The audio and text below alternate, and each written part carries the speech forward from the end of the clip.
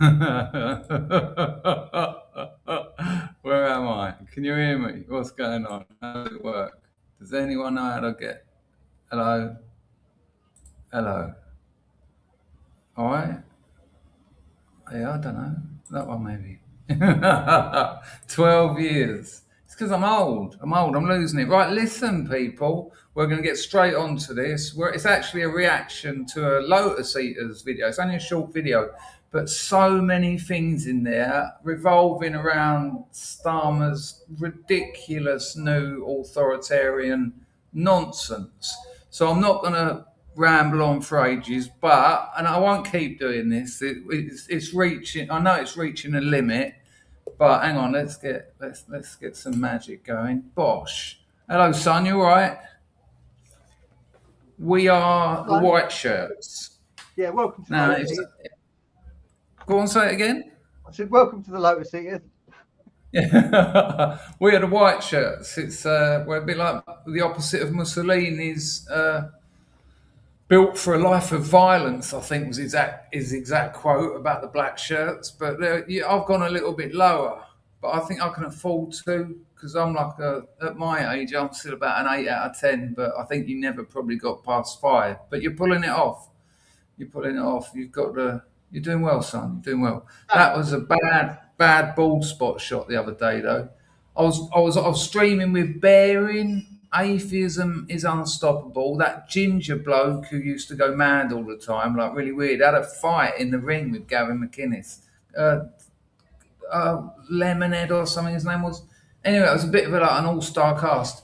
At some point, I had to lean over and like a lead behind the computer. Now, I haven't got very bad moves, but in the last couple of years, they have started defining themselves a bit. And I'll tell you what, they look like they were witches' tits, seriously. Oh, that's it, Sugar Tits, Barry's missus was on there. And she was going, Chris, it's not a good angle, mate. And every time I've looked at that video a couple of times, I think I even asked Baron if he could edit it out. But I thought, nah, that's a level of. I'd rather be the bloke who's got witches' tits and be the bloke who asks someone to edit. Oh, I don't want people to see the realities of life. Nah, that's the opposite of what I try and do here. Anyway, listen, I'm going to get this one out quick, even though there's not enough people here, so I'll probably do it again later. My novel, and that's just put half of you asleep. My novel. How comes your one's round the right way and my one's round the wrong way? But if we can put them next to each other, it would be like a mirror image. This novel is now, this is new today. It's the fourth, I've entered the fourth top 100 bestsellers in 4 different categories.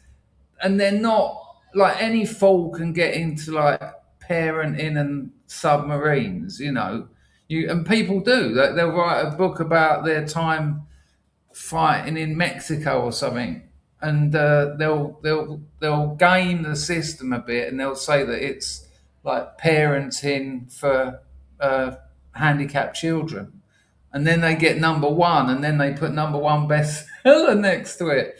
But this has been number one. It was the number one new release in America, Kindle. Number one something else. 62 in like biographical and autobiographical fiction. But tonight, today, the Kindle, this is 7 months after publishing. Most indie books have just disappeared. They've gone now. They went 3 or 4 months ago. Most don't even sell any. But it's at number like 61 or something, Kindle version UK. So if you're on the fence about it, I don't like to beg, but I will. I am about to, so sit tight. If you're on the fence about it and you're a Kindle reader, get it today. Because then it'll only take 4 or 5 sales to nudge it into the top 50. Once you're into the top 50, like, it's weird to me. Some people go to Amazon, they click bestsellers in the genre they like, and that's their selection. Out of the millions of books on there, They take Amazon and the cultural consensus. Most of the best books I've ever read, I went and found them. They didn't come and find me. But that's life. But once you get into the top 50, then your chances of getting into the top 20. And once you're there, it takes on a life of its own. So if you're on the fence about it, Kindle only, link in the description. Even if you're on the fence about the paperback as well, obviously. But that's that. Right. Not much else to say. How are you, Packer? I'm very well, thanks, Chris, for asking. I'm all Yeah, you're good. looking How are well, you? actually.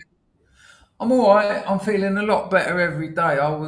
It's 2 flights of stairs, and one of them is like round the corner. And carrying shopping up it, just 3 weeks ago, I had the missus doing it. My 48 kilogram, 4 foot nun girlfriend carrying the shopping while I was on my hands and knees. Remember when you were a kid going up the stairs like the speed of light on your hands and knees? That, but without the speed of light aspect. But every day it's just better and better, and I'm feeling back to my usual 60% functioning. But I saw a video of an Irish kid. So you've all seen, I think it's Belfast. There was a lot of riots and things. It's kicking off out in Ireland and Northern Ireland. It's weird how that sort of historical sort of I always hate talking about this, don't know enough about it. But they're sort of coming together because there's a mutual enemy, so to speak.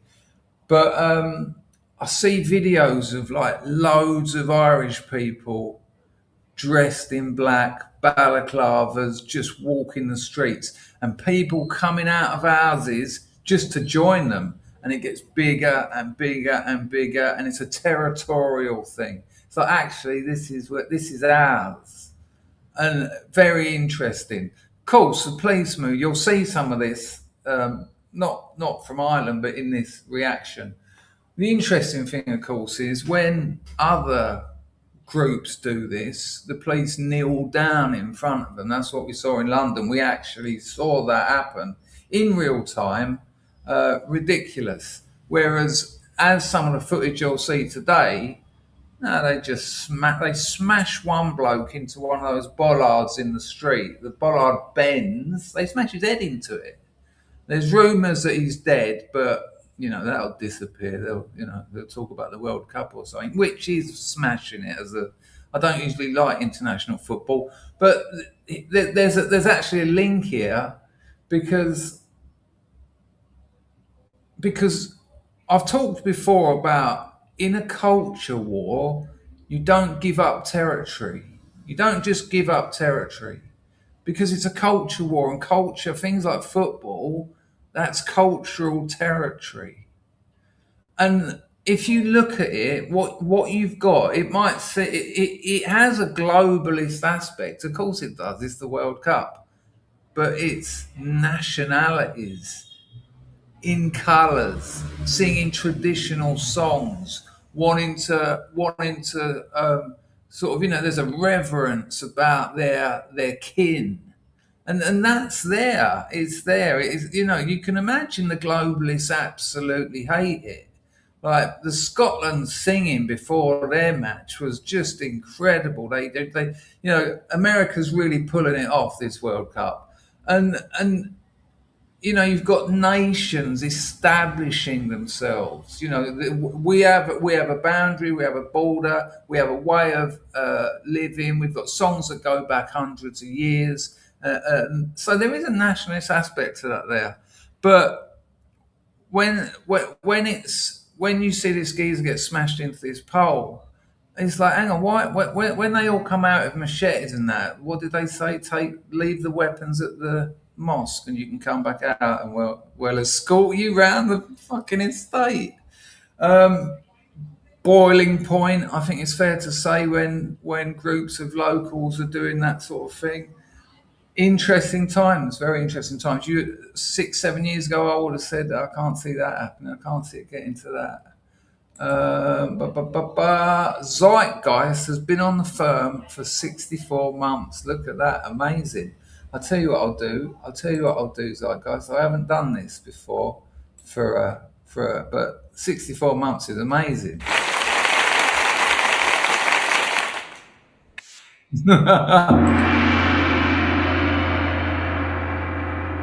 Kind of eerie too. All right, I think I've spoken enough.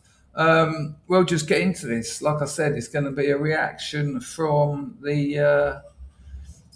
Thank you, Zeitgeist, for your continued support. Amazing.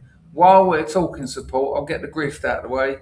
Donating I've just closed all the comments. Donating via super chat. You know how to do that down the bottom of the YouTube chat, or you can use Buy Me a Coffee. They take the least cut, and you get a video uh, that I'll make for you afterwards, saying thank you and getting really nervous and awkward. They're very good videos for that reason. Or you can use that QR code that Packer is indicating rather nicely there. Just put your phone camera over it, a link will come up on your phone. Bosh, everything's lovely. So there you go. That's all the grifting out of the way. Buy him a Kindle novel in the UK. Get me into that top 50. You'll be making a dream come true, and that could it could change my life. Seriously, that's the strength of getting into that top 50 and then maybe top 20. If you're on the fence about buying a novel in the UK, Kindle, do it today. Imagine if I come back on here and I'm like, yeah, number 6 in what is it? It's biographical literary fiction. That's what my new top 100 is. Wow. Wow. Oh, also, I caught the iconoclast out badly. He put on Twitter, Dan, he put on Twitter, he's coming on here in the next couple of weeks as well. He put on Twitter, he said, I'm glad you give up the vaping. He said, having never been a vapor, I always thought it was a twat's move or something like that. And I said, well, I obviously didn't write the denouement clear enough then. If you haven't read the story, go and check that out. It's on my Substack. It's pinned to the top. You can't miss it. It's called I've Never Felt Happier in Years or something. And I said, Dan, I haven't stopped. I said, I obviously didn't write the denouement clear enough, or you didn't get that far. And he got back to me when he went, yeah, I didn't get to the end. Absolutely sussed. Not impressed, and I'll let him know, and you'll be able to see me call him out on that. I tell you what, that new short is the analytics are absurd for the amount of people who've read it. It's got about 40 likes. In one day? It's been about 28 hours live. Very happy about that. Right, anyway, let's see if I can remember how to do this. Also, people, subs are going up. We got 45 subs, I think, in the last 2 weeks. Ridiculous for this channel. It doesn't happen. So if you're not subscribed, give it a go. We've got a good community here. Nice bunch of people. We've been doing this years. Right, so it's a Lotus Eaters video. 3 of my favourites of them, and Bo, of course, but he's not on here.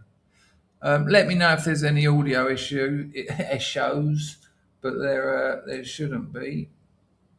Gerald Thompson's on the phone. She doesn't talk to me anymore. Gerald Thompson has asked how his daughter of Albion getting on. Everything was fine. We had a very nice platonic relationship. I did hassle her to stream quite a lot, but we were honest with each other enough for her to just say, I don't want to do it, And then one day she just stopped talking to me. And she was still talking to other people I know, and I like Barclay, and I said to Barclay, ask daughter of Albion why she doesn't talk to me. Like an hour later, he got back to me. She said, you know what she's like? She's a scatterbrain. I thought, yeah, but she could have sent that message to me instead of you, rather, I don't know, maybe she got with some fella and he was like, I don't like that relationship with that degenerate Dangerfield. That's a bit of a, I don't think she's like that really, but something weird happened. No, she don't talk to me.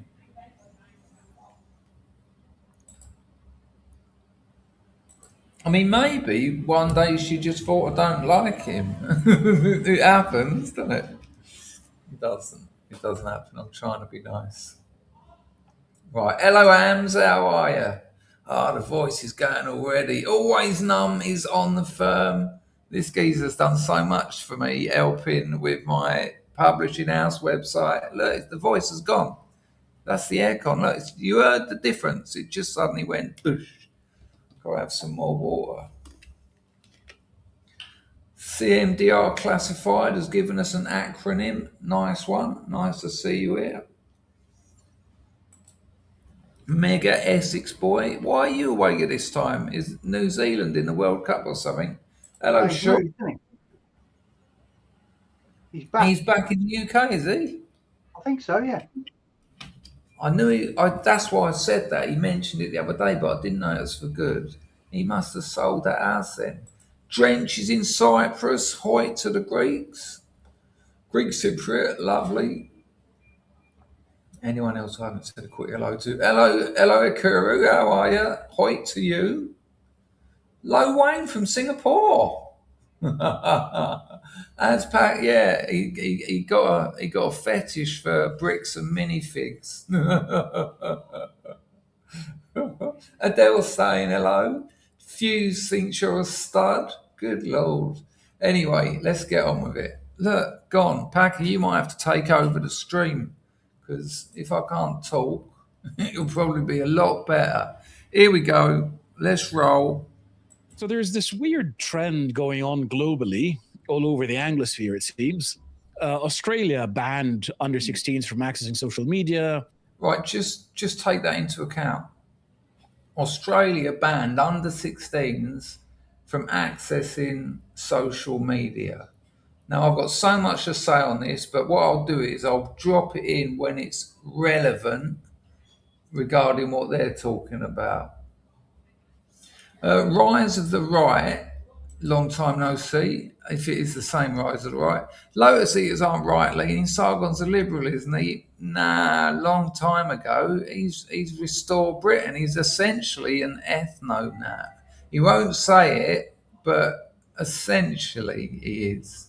I think that's fair enough, isn't it? What do people in the chat think? How would you describe Sargon? It's so funny. I bet that keeps him up at night. Oh man, I'm quite well known on YouTube, but I bet 30% of them call me Carl Benjamin and the other 70 Sargon. Unlucky, but that's just the way it goes. I'm glad I just stuck with my name. You're all right, Gerald. Absolute pleasure. Thanks for coming in and giving it a go. Hello, Bill. You all right, son? Always Numb. Is that Marky Mark? That's up for Always Numb to tell you. I don't. If people wish to hide their, fucking hell. If people wish to remain yeah, it is him. It's the same bloke. No, there you go. Look, I don't think he's moved because he built that house. I'm saying it like he's not here. He built his house in New Zealand. I can't see him putting all that work in unless it was a build to renovate and sell. But I thought he built his house out there. I can't see him moving to the UK. I can't see anyone moving to the UK. I'm sorry, but look what's going on here. Right, I'm going to just say this now. Years ago on YouTube, like we've got a community, we've got the community of Scrubs. Most of the people in here now know that. And we used to talk and people would say it's all very well having online communities like PA and there was a few others. And Mark from PA used to say that's why we do IRL meetups, in real life meetups. And one of my short stories recently, I think it's something in Idiotsville. Social media, X, Facebook, Snapchat. I thought I was going to be able to reel off loads, but I can't remember any of them. Packer, Substack, Telegram. There's loads. I'm sure you're sitting at home going, oh, come on, how have you forgotten? Facebook, for instance. Like something like a zillion people use that every day. The distinction has been corrupted. For the younger generation, just below Generation Z, and I'd also say, no, for everyone,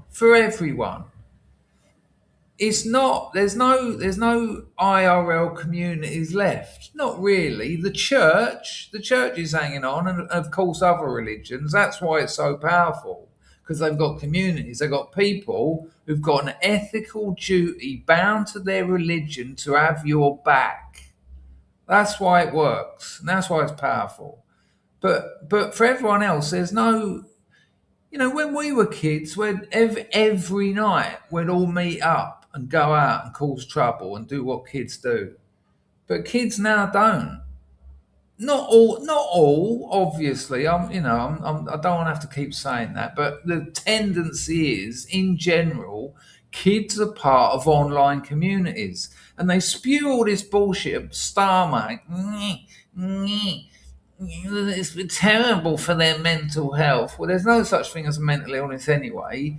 But if you think sending a few memes across Facebook is bad for your mental health, wait until you take everyone's social away from them. Because it's not social media anymore. It is social. It is society. That's how people communicate. That's how communities form.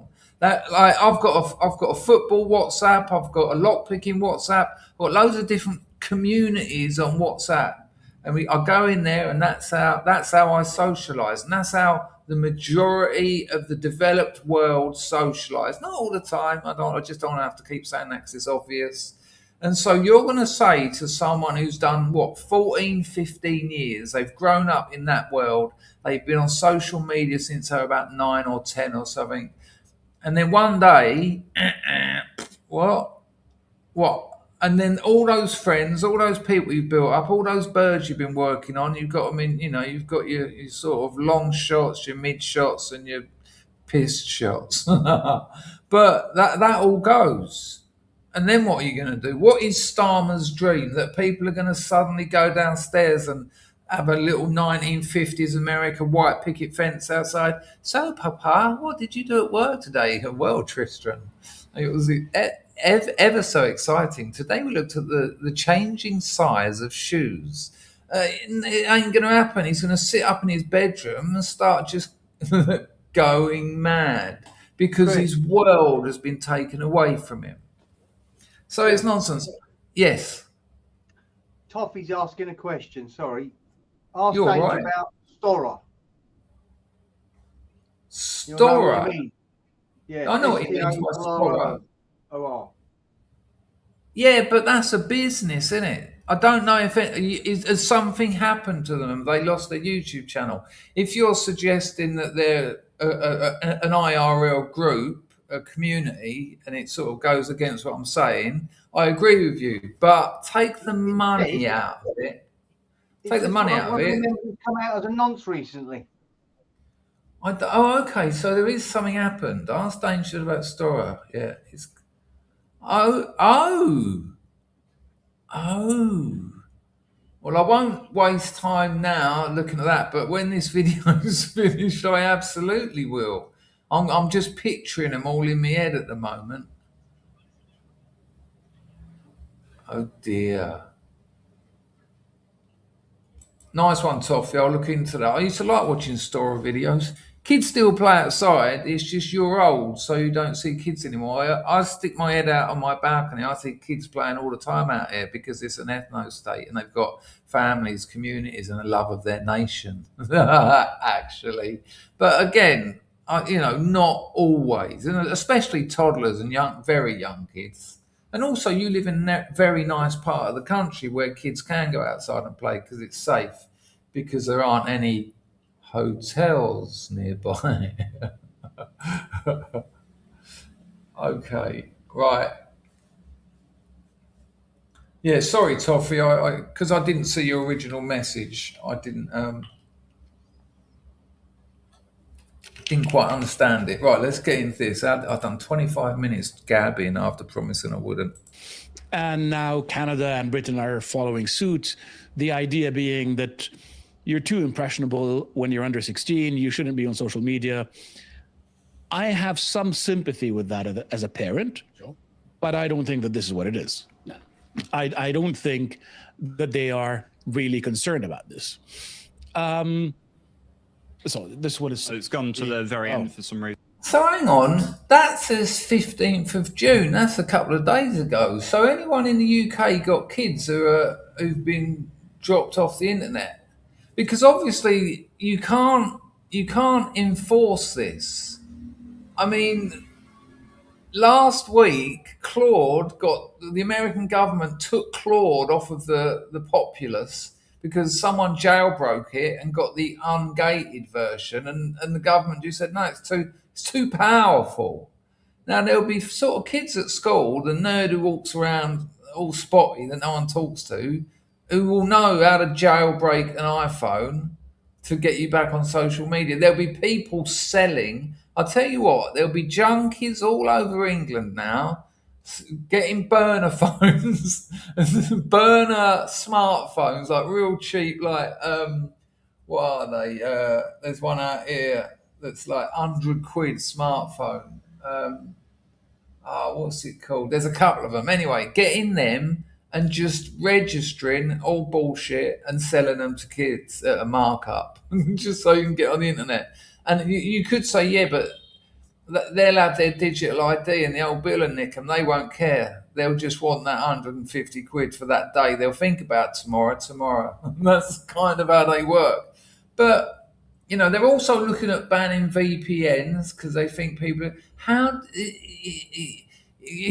You've got some of the most powerful artificial intelligence on those phones, and you think you're going to be able to stop people getting social media accounts or even getting on it. It's absurd. But that's not the point, of course, is it? The point is to initiate digital ID. That's where this goes. Oh, we can't do it. How are we going to do it? Kids are getting past it. Oh, well, how could we do it? Well, if everyone had a digital ID card, you'd be able to touch that on your phone. And if you don't think that's possible, I've had things before where I'm signing up for something, usually a flight or something, and it says, touch your passport on your phone. I do it and it comes up, my passport's on my phone. I'm like, wow. And that's really what this is about. They know they can't enforce it.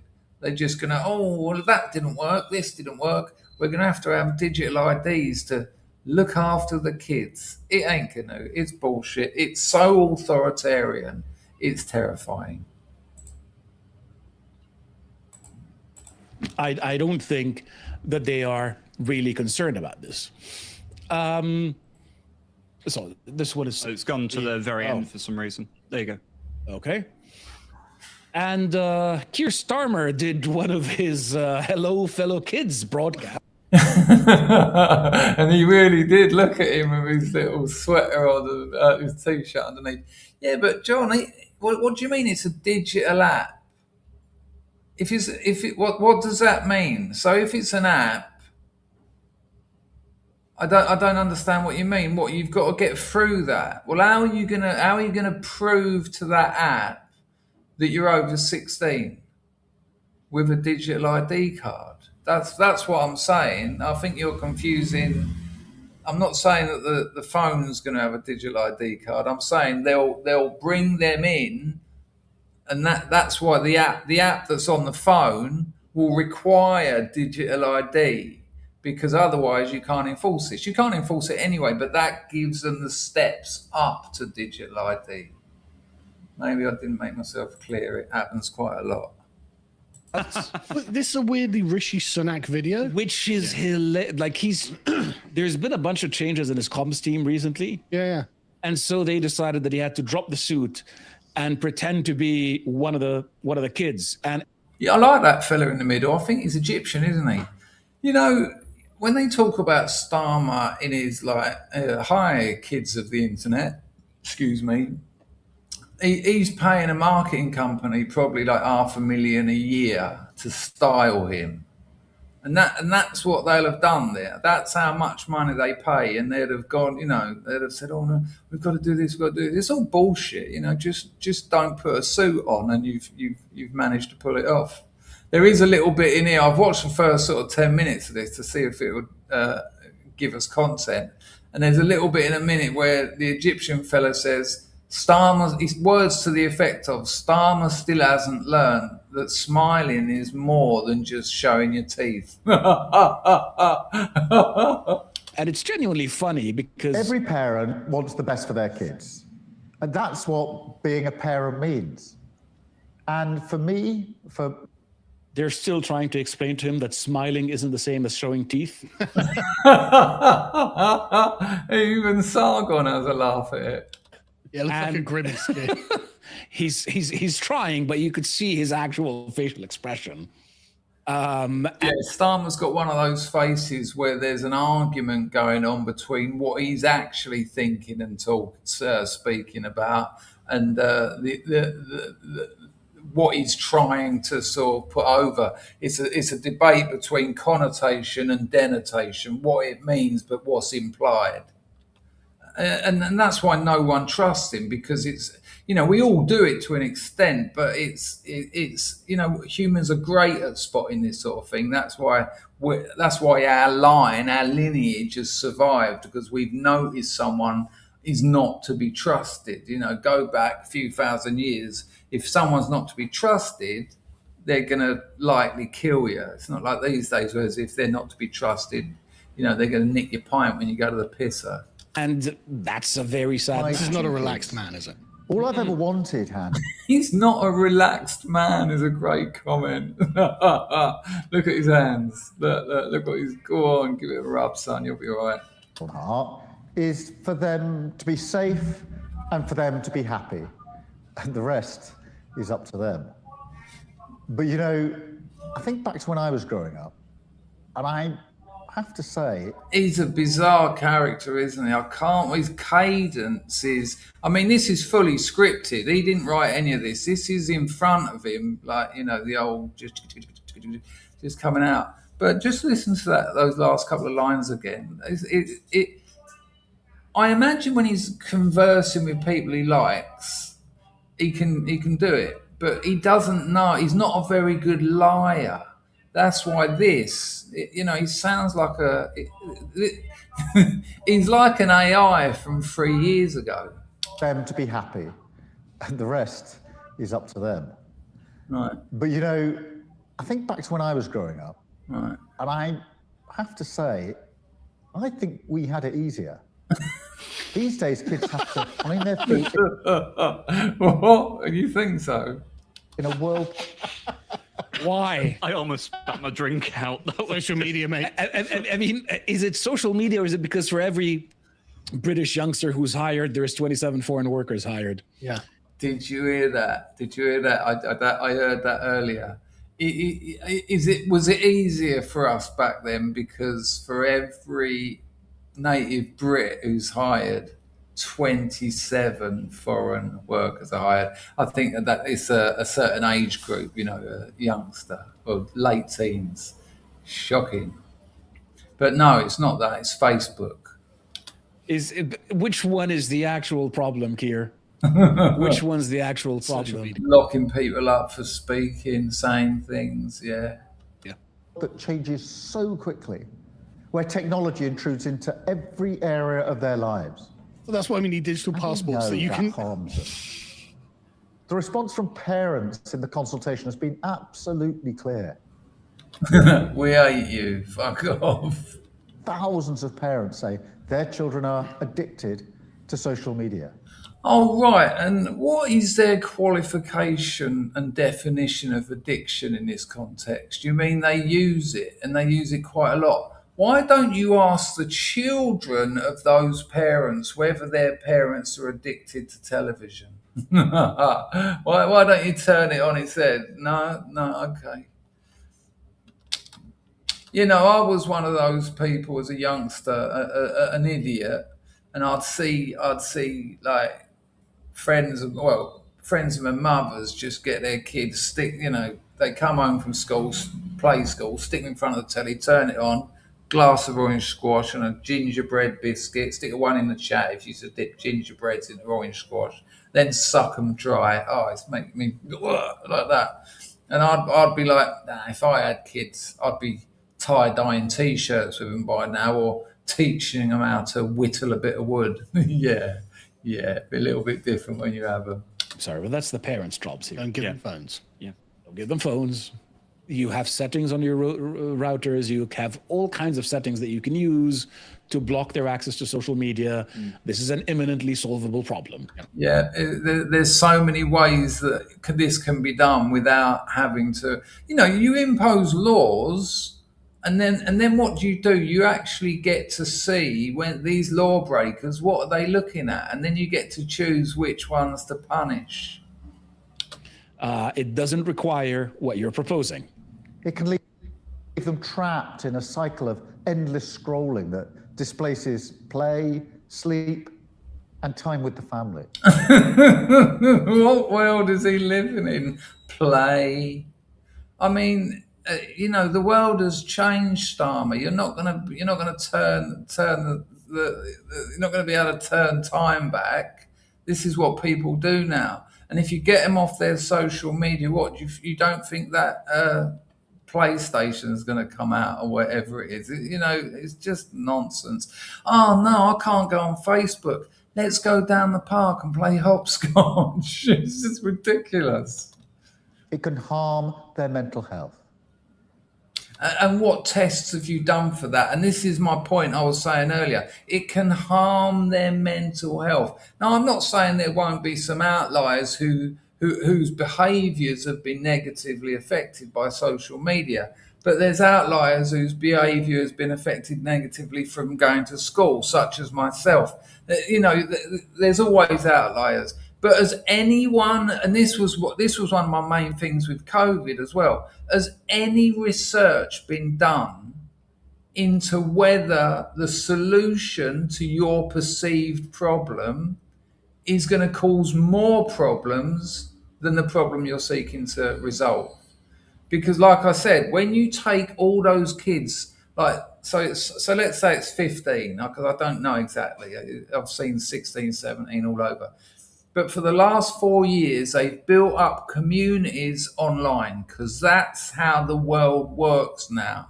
In general, that's the tendency. And you're going to strip that of them. If you haven't already, it said the 15th of June there. What effects do you think that's going to have on children? Has anyone done any research on that? No, of course they haven't.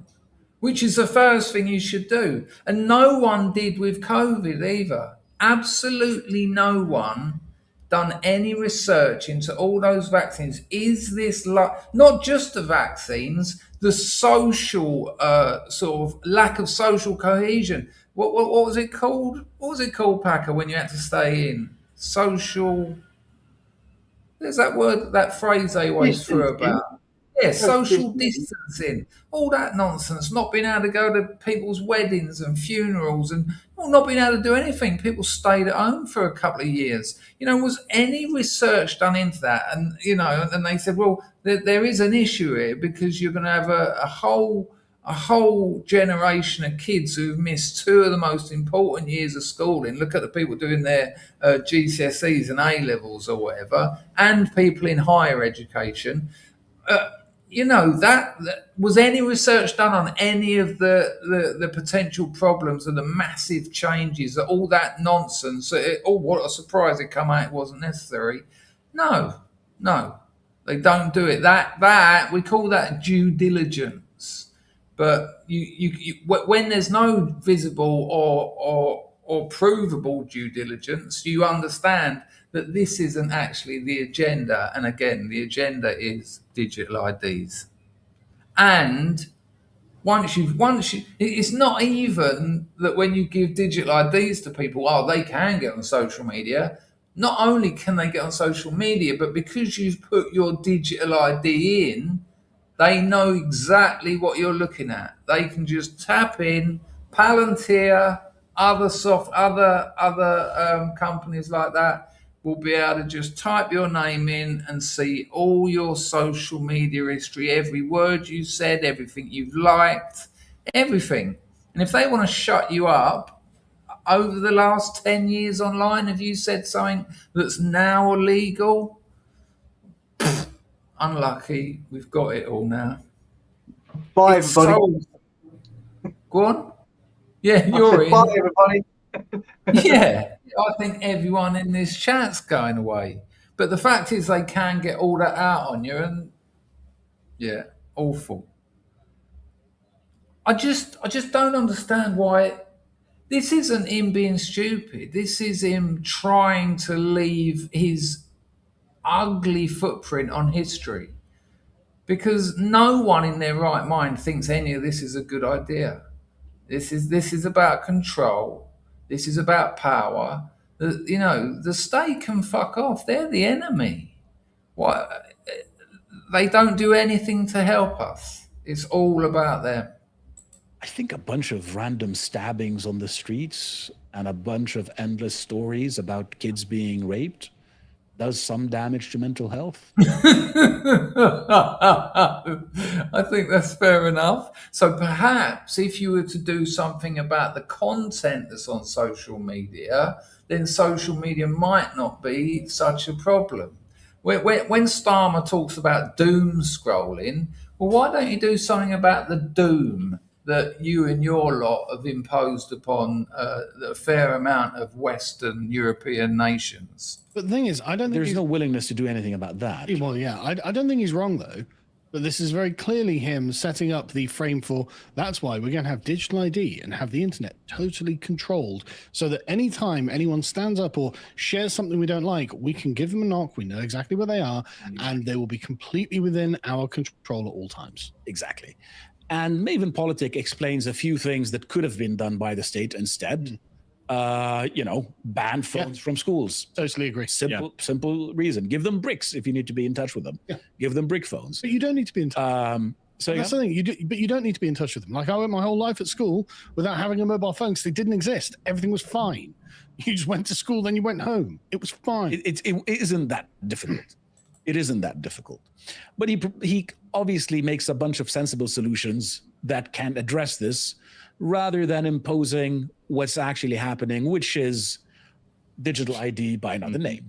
Because fucking face scans. Literally get your phone. Yeah, I'm 17. Oh, John Fuse has bought a future.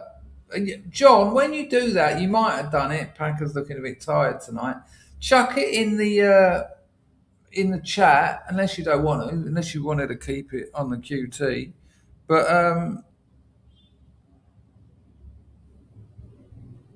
all right, I think that's a personal message, but nice one, John. Much appreciated. There you go. The grift is on. these same people, aren't you willing to use facial scans to identify whether or not migrants are lying about their age? But Yeah. Did you remember those 30-year-olds who were going to school? they want to introduce them to teens, but then if you're 15 and a half, the facial screen isn't going to be accurate. Yeah. You're going to have to present ID. This is digital ID by another means. And you could see that this is political from pretty much everything. First, Starmer in his video continues to say that this is based on the evidence and the evidence and the evidence. Nonsense. The Australians ran this experiment. 60% of children are still using social media. So, yeah, I said it at the beginning. The Aussies have already done it. I didn't know that, though. I didn't watch this far.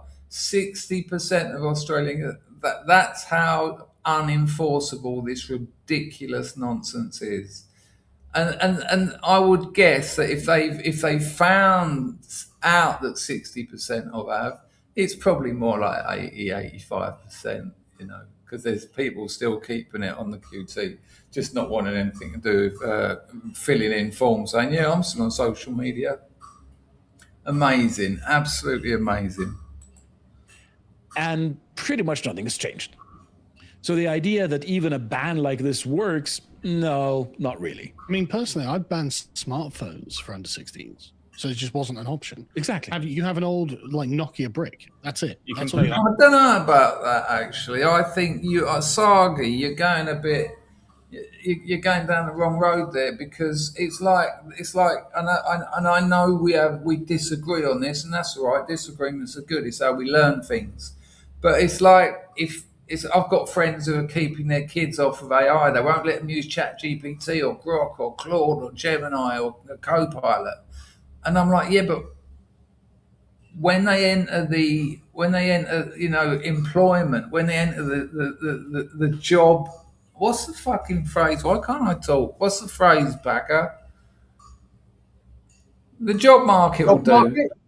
Yeah, there you go. When they enter that and they've got no idea of AI, they're just not getting that job. When they say to them, so, obviously you're au fait with large language models and how to use them. And the 18-year-old goes, nah, we weren't allowed then. You ain't getting that job. You can't not give your kid a smartphone in a world where that's how it operates. That's like dinosaur trees. I put the quote up on the screen. She said it's like telling kids, like 20, 30 years ago that you can't use a telephone. How ostracized are you from your community? How ostracized are you from your friends? You're going to have to walk around their house and knock on the door. No, they've long gone out. They rung up all their mates and they arranged to go out. What are you going to do? Just walk around town hoping to bump into them? It's nonsense. Like that snake game on your phone. You can text your mates to say, meet me at the skate park or whatever. Yeah. You don't get to use any of the internet on your phone. That's what. And you have no clue how to use it, and you're making your children dumb, and you're making your children. You're depriving them of skills that run the world. Is that really a good idea, Sargon? I think not. Exactly. No porn, no nothing. Oh, fuck off! Before fucking, sorry about the language, but this is ridiculous. No porn. We were looking at porn before VHSs existed, before VHS video recorder about the size of a fridge, where you put the tape in, if you could lift it, and you put it in and it would eat it. There was one kid in my first year of my school who had a VHS player, but we were still looking at porn. There's a carrier bag of porn in the woods, in every wood, in every town, come on, Sargon, don't be stupid. You haven't thought this through. That's no YouTube, nothing. Well, I'm a no YouTube. This is our culture. Again, you're giving away cultural territory. Who are the kids who are going to be best positioned at their late teens and early 20s to enter the job market, to be entrepreneurs, to be risk takers, to understand how to build businesses, to understand how the world works? Is it going to be the kids who've got a Nokia that they can text their mates on? Or is it going to be the kids who understand how the world works? It's like, oh no, I don't give my children a calculator. They're fine with the abacus. It's ridiculous. big fan of droning OnlyFans. Well, but sure. That's a different conversation for a different time. And as Jess Phillips... OnlyFans is a bit of a myth as well. I found this out the other day. OnlyFans, that you see the Whatever podcast and you think, I make 500,000 a month. And yeah, apparently some do. But I saw the statistic, if anyone can remember it or can find it, it's something like 90% of the money earned on OnlyFans is within 5% of the models. I don't know what you'd call them. Like, I might have confused that with porn, actually, not just OnlyFans. It's like the reverse of the tax situation. Something like 90% of the money earned in the porn industry is earned by 5% of the performers. All the rest of them are just getting jabbed in the back of the neck with cocaine and spit roast for 2 hours and chucked out with last night's Vindaloo. It's explained in her resignation letter, part of the plan is to make sure that every single image on your phone is scanned as a way of protecting children. So that every time you take a photograph, if you're under 16, everything will be analyzed, everything will be under government approval. But the government having the ability to scan everything. I mean, God, I've got a lot of memes, right? Yeah. I've got a lot My of- meme vault. Yeah, is, It's not. It's But not I'm going to be government obvious. approved. I don't know how many AI data centers they're going to have to build to As make many- Oh, no, that technology already exists. They could do that tomorrow at the press of a button. If you think the technology doesn't exist for the government to get into your phone, they don't need your phone. They can just get in it, have a look at all your photos, read all your messages. That already exists. I mean, have a look at Palantir, have a look at what they tell the public, and then sort of conceptually triple that kind of power. We had all this from what's his name, who he come out of it years ago. He worked for the American. Someone in the chat will know who I'm talking about. There's two of them. There's two famous ones. The one with the white hair who was in the Ecuadorian embassy for about 4 years. But then there's the other bloke. Someone in the chat will know. I really need to remember his name. It's driving me potty. I'll just see if it comes up. No, not Snowden, the other one. But Snowden was talked about all this before as well. But no, there was another one. And he was saying, he said, before the interview, he said, turn. John Palmer said, Philip Schofield. Oh, no, hang on. Assange is the one it wasn't. Snowden is the one it was. As soon as I saw Assange, I'll see the white hair. Yeah, Snowden. He said, and this was what, 10 years ago? He said, even with your phone turned off, the government can just look through all your data. And if you didn't think they could then, they certainly can now. Roll VT. Many as it viable. takes. But that is the direction of travel. The direction of travel isn't about keeping children safe. It's about having software on every phone that scans everything all the time. This is the idea. Hang on, did Edward Snowden die? Was it in a car crash? Did he have a glass of wine with Hillary Clinton the night before? Is he dead? Is Edward Snowden dead? Yeah, Ken Dodd died last night.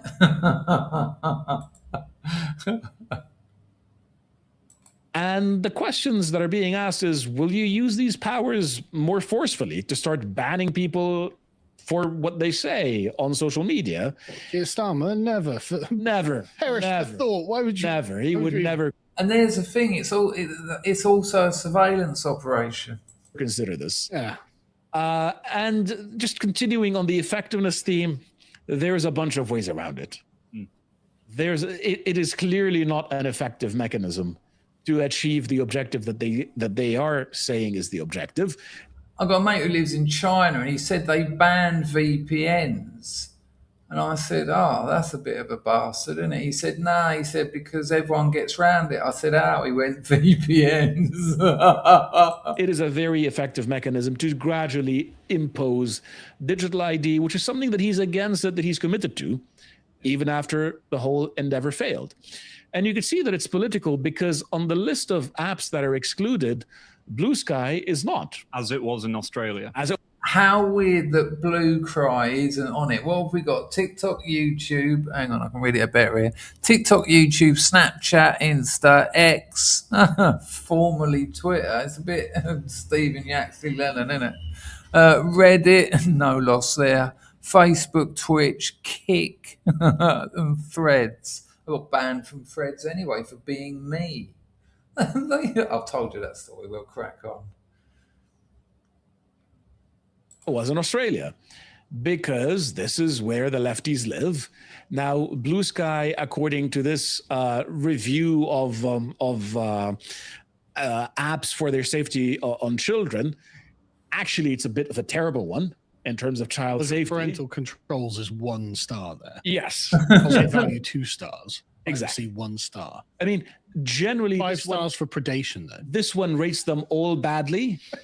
I mean, as if 4chan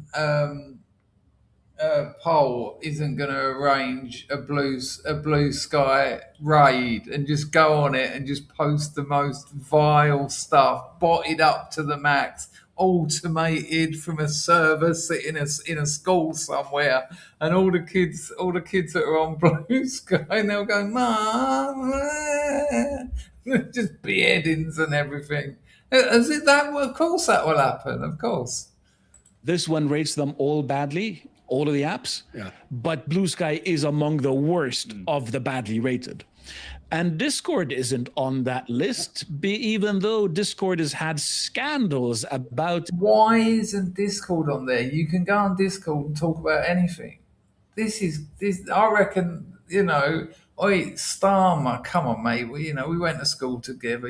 We used to wank each other off and that. I mean, that's my business. Yeah, all right, I'll make up some excuse. I mean, it doesn't work, and the system fails unless it includes all of them. So you can't go on Blue Sky, you can't go on Discord. So all those evil people who are turning you into an extremist, they're just going to go on Blue Cry and Discord.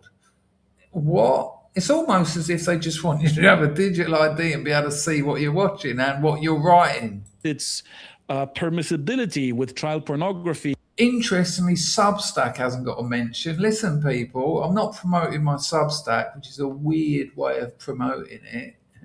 Go to Substack Notes. It's like its own internal X, yeah? It's like just like X, but part of Substack. It's so based, it's so right wing. And the people who started Substack, they used to work for Instagram, and they're all proper leftists. And check it out. Check it. It's so good. And loads of really good right wing content on there as well, like people's Substacks who write fantastic, well researched, fascinating articles. That hasn't got a mention. I guess they just feel that sort of here it is. Here's why: because most parents won't know about it. So it's not actually a question of what. I know I always use this analogy, but it's because it works so well. Paul Virilio's book, War and Cinema. Read it after you've read that. If you got here late, buy the Kindle version of this today, and you'll put me in the top 50 of biographical literary fiction. And then I'll be a hero, at least to myself. Nice one, Picard. Paul Virilio, War and Cinema, talks about the relationship between war and cinema, unsurprisingly. But there's a bit in the book where he's got some amazing photos from the Second World War. And he says this is the first time that a bomber it had more camera equipment in it than it did munitions, because they realised, obviously, propaganda was a powerful tool. And if you go and bomb and flatten civilian Dresden, well, it's all well and good, but if you've got photos and footage of it, it almost means more than the actual bombing. Obviously, all the people that died in horrific, the thought of what happened in Dresden, shocking. But this is probably why Substack isn't on there, because it just doesn't. Parents. If Keir Starmer said children won't be able to access Substack, just go in one ear and out the other. Substack? What are you talking about? That's like saying children won't be able to access a question of sport. Crack on. And abuse for a very long time. I don't let my kids use Discord. Nope. I mean, it would actually be really convenient for me to keep in contact with my son if he used Discord, because I use Discord for keeping contact with everyone I know. But I'm not letting him have it until he's an adult. Yeah. And the stories about Discord are pretty old.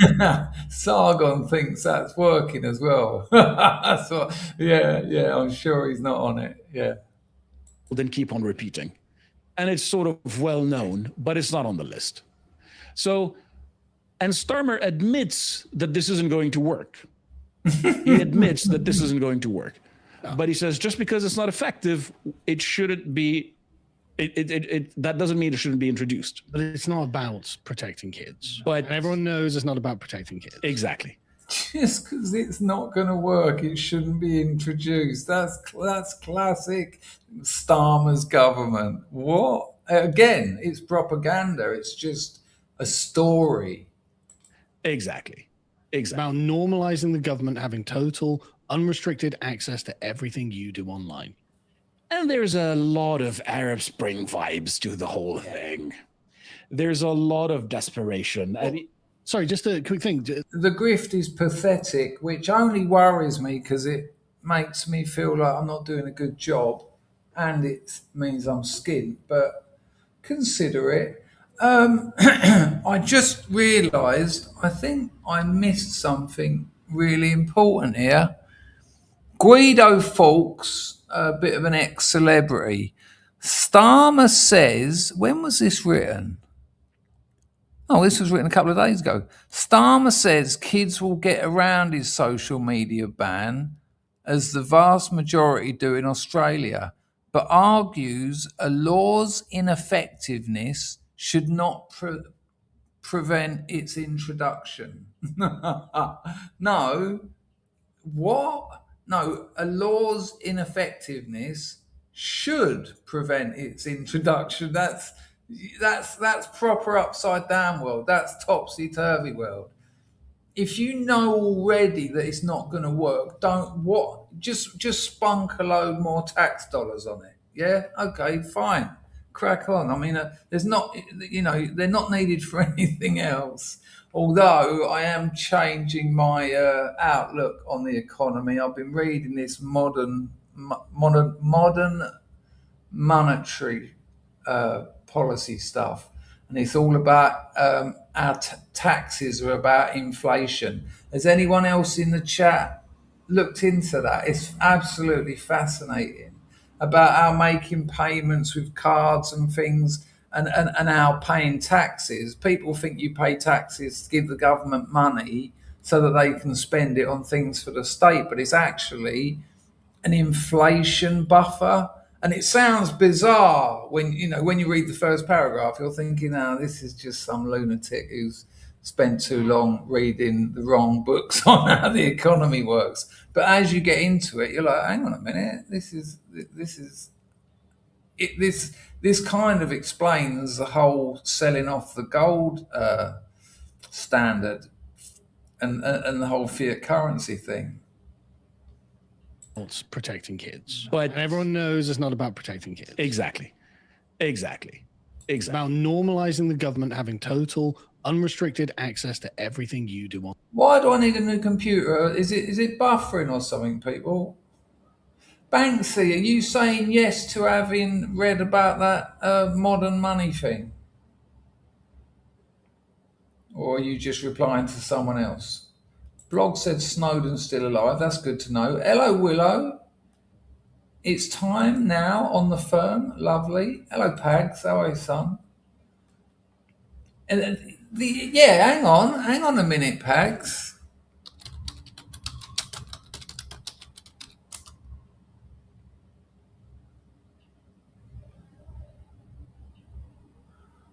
Oh no, that's nothing to do with what I thought it was. Something completely different. Yeah, yes, Lilith. Good to see you as well. Yeah, that's part of it because that won't work. You can use a VPN to get around it. That's what they do in China, apparently. I'll be all right. Been all right for 12 years. Oh, there you go, Volsey. Volsey as. It's interesting stuff, isn't it? What's it called, Volsey? Because I didn't give it out right there. I can't quite remember. Modern monetary something. It might just be economics or something. Modern monetary economics or something like that.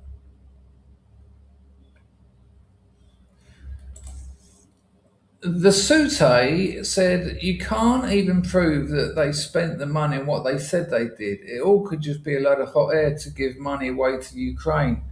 Yeah, there's not a lot of accountability with taxes, is there? I mean, safe haven Ukraine. What's that, blogs? Explain it. What's that an acronym for? Modern monetary theory. That's it. Fair play. Have a look into it, people. It's mind blowing. Online. And there's a lot of Arab Spring vibes to the whole thing. There's a lot of desperation. Sorry, just a quick thing. Think about the attack in Belfast the other day. They all came out and said, the problem is everyone got to see the attack. Exactly. The problem is everyone saw it. We weren't regulating hard enough, which is just them saying we needed to censor this. Yes. We didn't censor this. Now this is a problem for us politically. Not the circumstances that allowed for the attack in the first. Ooh, that was all Exactly. completely expected, Yeah. Luca. I don't know why you'd think that. Exactly. I mean, the protests in Egypt kicked off on the 25th of January. So here he goes. He's going to talk about the Arab Spring, obviously, when it all kicked off in Egypt, and they quit the internet. They banned the internet. I think they've done it with Iran recently as well. But that is also what this is about. As Sagi just said there, people saw on the internet that near beheading, and that's why they all got up and got active. So if we can stop people from seeing the reality of their actual conditions of existence, well, then they've got nothing to react to, have they? They've got nothing to respond to. They've only got what they see out their front door, which probably isn't also that good if you live in the inner city. But that is all part of this as well.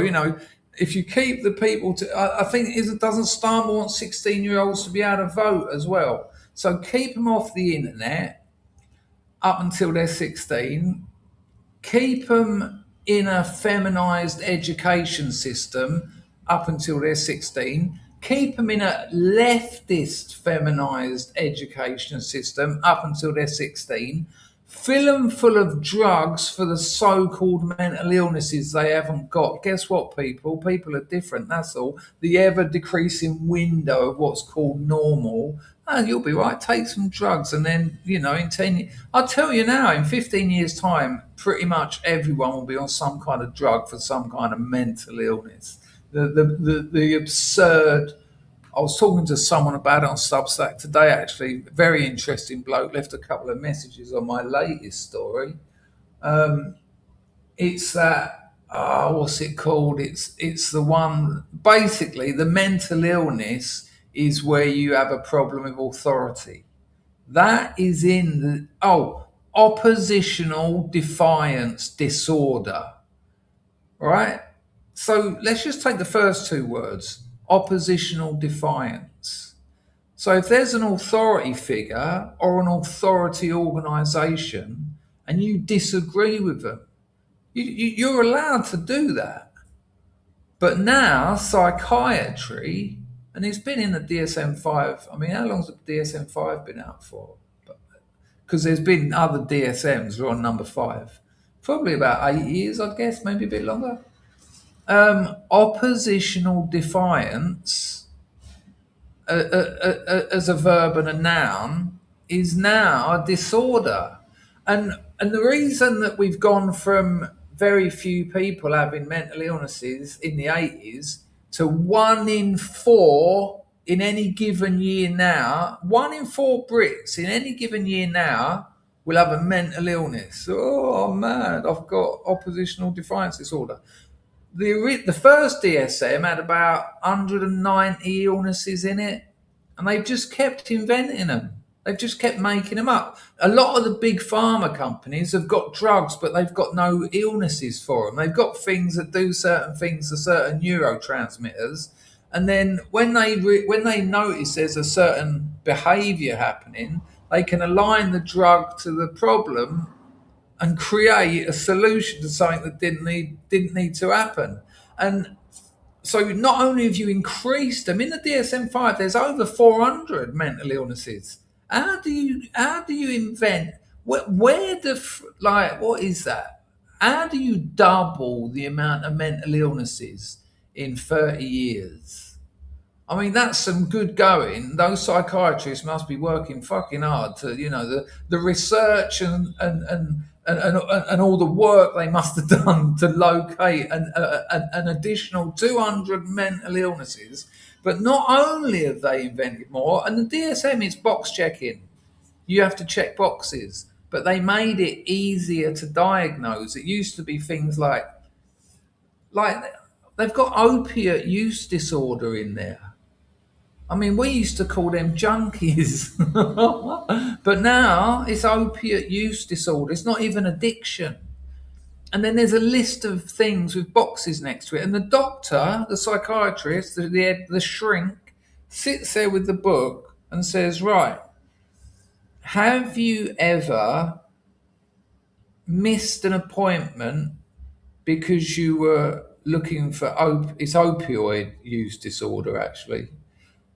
And then if you say yes, you get a tick in that box. And then the next one will be something like, have you ever used more than you intended to use? And if you say yeah, you could say that to any drinker who's ever had a beer, anyone who likes a beer at the weekend. Have you ever drunk more than you intended to? That's 100% yes. Because part of what alcohol does is make you think stupid. So you walk in the boozer and go, I'm only going to have a couple of pints. I've got a wedding to go to tomorrow. 2 pints in, fuck the wedding. Now I'm having a lovely time. I'll be all right. 4, 5, 6.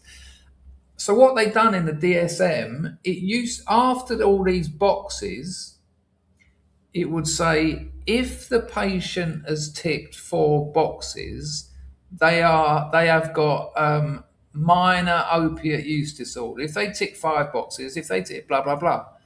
But the DSM-5, it lowered the bar for all of these mental illnesses. That's why so many people are on SSRIs, which were originally invented for 5 or 6 weeks. I've got depression. I've got anxiety. No, you're depressed. You're anxious. Classic line from, what's his name? James Davis in his speech about the DSM. He rung up the bloke who wrote it. He said, it seems that the protocols you use to decide what went in the DSM are a little bit lax. And the bloke who wrote it, that was the main editor, he went, yeah, it was bullshit. He said it was bullshit. It's incredible. So make diagnosing easier, invent more illnesses. That's why there's more people on drugs for so-called mental illnesses, which are behavioural, not pathological. I'm going to have to write a Substack about it so I don't have to keep repeating myself, because I'm sure you've had enough of it, and it would be nice to get it all out. If you're interested in any of that, search my channel. Search my channel for Schahler, Schlar, because he was the prodigy student of Thomas Saz, who wrote The Myth of Mental Illness, which totally changed the way the world looks at psychiatry. And he was a psychiatrist, and he just said, no, there's no such thing as mental illness. And he's been on this channel 3 times, and it's quite interesting. If you watch them in order, you see me sort of, I get it. A little bit. I see. And by the 3rd one, I'm totally sold on the idea, and I still am now. Now, I'm not saying people don't suffer. That's what's always levelled at me. The bottom line is it's behavioural, not pathological. It's to do with your behaviours, not a problem in the mind. The mind doesn't exist. That's your brain in there. The mind is an idea. Ideas can't become ill. You can't have an ill idea. Although the Beastie Boys were licensed to ill, so maybe there was a couple of people good in America in the 80s. But James Davis, in his lecture about the origins of the DSM, he says that psychiatry has turned normal life struggles into psychiatric anomalies. And you can see that in the cases of depression and anxiety. I had a friend who said he had depression. He had fibromyalgia before that, but that just sort of disappeared, and he never talked about that. That cleared itself up. And I said to him once, I said, you haven't got depression. I said, look at your shitty job. You haven't had a shower in 3 weeks. You hate your girlfriend. You hate your job. You don't do anything. I don't know anyone who wouldn't be depressed in your situation. Why don't you make some better life decisions, and maybe this depression you have, this mental illness, might disappear? And he did. He made changes, and he said to me 5 years later, he said, "I've just had the best 5 years of my life." I said, "Oh, you see what that depression cleared itself up, didn't it?" And he's with it now. He's like, yeah, that went. Drives. And I think the right have got modern art and mental illness wrong. Modernism, in terms of art and music, art includes music. That actually could work for the right. It's actually on our side. It's anti-establishment. But the right are all like, "Oh no, I want Raft and Medusa." Well, they're still there. You can still go and see those paintings. But writing it off, modernism, it's degenerate. No, it's not. It's anti-establishment. And mental illness, I hear it all the time, from right-leaning YouTube channels. "Oh, this is, blah blah blah, is really bad for mental illness." No, it isn't. Anyway. January, if memory serves, and by the 28th they were cutting off the internet. But then Google. Well, I interrupted him. He's talking about the Arab Spring, and I think it was 5 days after it started, the government turned off the internet. Day, they all came out and said the problem is everyone got to see the So this is him talking about what happened in Ireland. attack. Exactly. The problem is everyone saw it. We weren't regulating hard enough, which is just them saying we needed to censor this. Yes. We didn't censor this. Now this is a problem for us politically. Not the circumstances that allowed for the attack in the first. Ooh, that was all Exactly. completely expected, Yeah. Luca. I don't know why you'd think that. Exactly. I mean, the protests in Egypt kicked off on the 25th of January, if memory serves, and by the 28th they were cutting off the internet. But then Google and Twitter and Facebook all helped the Egyptian protesters find ways around it, Yeah. which is a different story that I'll be covering on Realpolitik, actually, in the afternoon. But they all made sure, that there were ways around it, just as there are ways around it now. It just smacks of. Hang on. John Enoch Powell says, incorrect, Chris. Modernism is an early 20th century cultural artistic movement. Well, it's not early 20th century. It's pretty much all of the 20th century up until about the 80s. That arose from rapid industrialization, urbanization, and disillusionment of World War I. Agreed.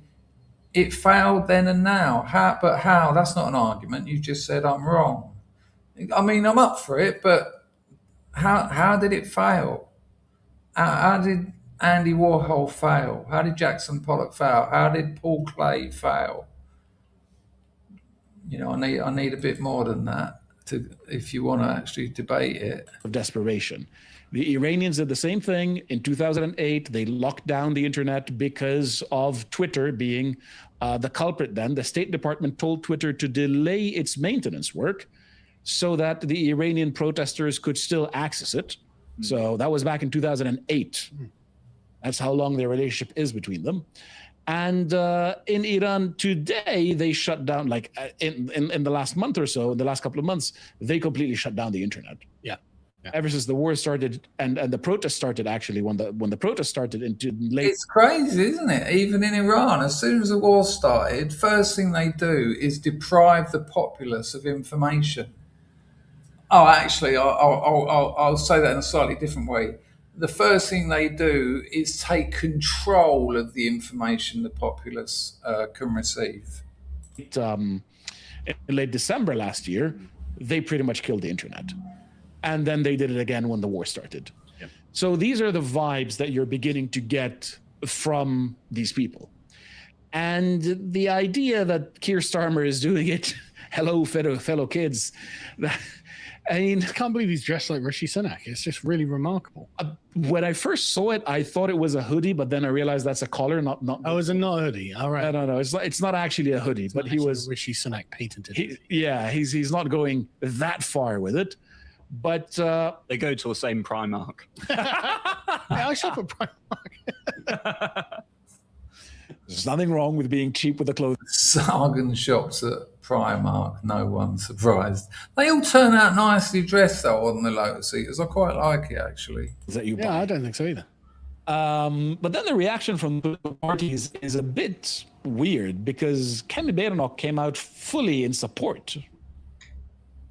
Complete support from Kemi Leader of the for this opposition. policy. Yes, I can't believe the Uniparty agrees with the Uniparty about How absurd and bizarre is that Kemi Badenoch is supporting these measures? And it's all based on the reason they are is because in America, if you're not religious, if you're not Christian, you don't stand a chance of becoming the president. If you try and stand as an atheist, even in local elections, it ain't happening. And in England, it's the same with the kids. Because this is for the kids, because we're looking after the children, that's why Badenoch is agreeing with this. Because if she said, I don't agree with this, they'd actually have to have a proper conversation, which they don't do in the Houses of Parliament. They just shout at each other and go, oh, and then go down the boozer and get pissed like they already had before they had that conversation. And if she didn't, yes, mate. Can you check your coffee? I can check my coffee. I'll do that right now.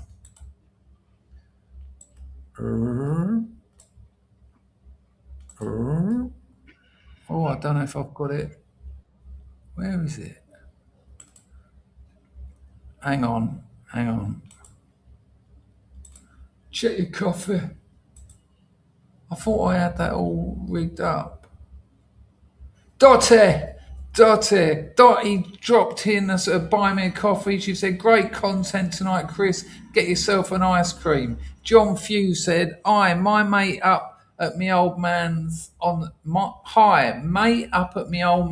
Scottish border. This is a view from the guest room. Tiny little place, very rural, and you can see Holy Island. Keep the streams coming, fella. And there it is. Oh, you can't see that. But I don't know whether I should show John's video to everyone anyway. It might be private. It sounds lovely, one. though. It sounds beautiful. There's a little sort of picture of it before the video starts. Dottie, I replied to your email, by the way. I sent you 2 videos the other week, but I know you said you can't see them, but I can't reply again for some reason. You get a couple of goes and that's it. So I don't know. If you can reply to one of my videos, I'll be able to reply to you. So even though you can't see it, reply to it and I'll give it another go. About digital ID, about right? digital ID, yeah. Which goes to show you, who's Kemi working for. This is the Uniparty. Yeah. This is Michael Gove. He would totally approve of this. Yeah. This is what you're seeing here. And smartphones for under 18s. That's all you have to do. Exactly. Nigel comes up with a weird take. It is well-intentioned. No, it's not. Digital ID by the back door is well-intentioned. I'll take them at their word, though. I mean, that's what he's saying. They're trying to protect children.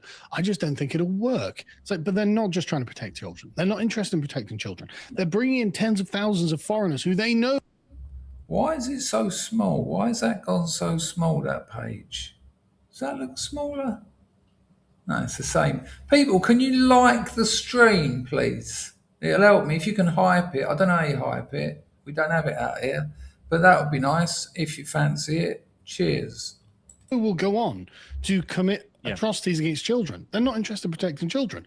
They're interested in the digital ID. Why take them at their word? Because you're afraid of expulsion from the mainstream. Yes. That's what you're afraid of. There you go. That's exactly, exactly what I just said. If you don't, so like you just said, Farage has come in and said, oh, I agree with the intention. I just don't think it'll work. So that allows him to stay, as Sargon said, in the mainstream. I believe we should protect the children. I just don't think it'll work this way. It stops him from getting chucked out of the mainstream, of which Reform now are. because I obviously agree with the amount of time that the young children are spending on their smartphones and everything. But given that we know the exact reason why they're doing this, which is so that, you know, the kids who are growing up can't see the dangers that the establishment are putting into Britain. I'll translate that. Because kids can't see what's happening to their country, they won't do anything about it. It's actually entirely the opposite. It's the case of, no, we're going to implement this ban to make sure you are less informed about the dangers present to you. And so in that way, it's actually endangering children. Yeah. Yep. Obviously. And Nate makes the point that if this is what you're going to do, if you think this, pledge to ban it, which incidentally is exactly what Rupert Lowe said. We're going to repeal that social media ban and let parents parent. What a strange idea. But I thought then we could sort of go over some of the images that wouldn't be allowed. And there is a global component. Here's an example of it. This sort of shows the bits and pieces that the Iranians damaged in the Middle East, which we only found out about from social media. Eventually, when the story became so big, the Washington Post and CNN reported on it. But before it became big, everybody kept quiet and complied with the line coming out of the military. And we know that this is going to apply to Ukraine. This is going to apply to pretty much every conflict. Apply to everything. Everything. Again, another. I mean, the whole thing is just a madness. I'm sorry, but it's out the box. The internet's out the box. AI is out of the box. There's you know, it was what I was talking about earlier about doing research into the potential problems of something, the potential problems of a solution. Do that research. Look into the potential problems of a solution. Because what this is actually going to do is create a nation of teenage criminals. Because they're not giving up the internet. They're not giving up social media like the Australian example has shown us. It hasn't done that.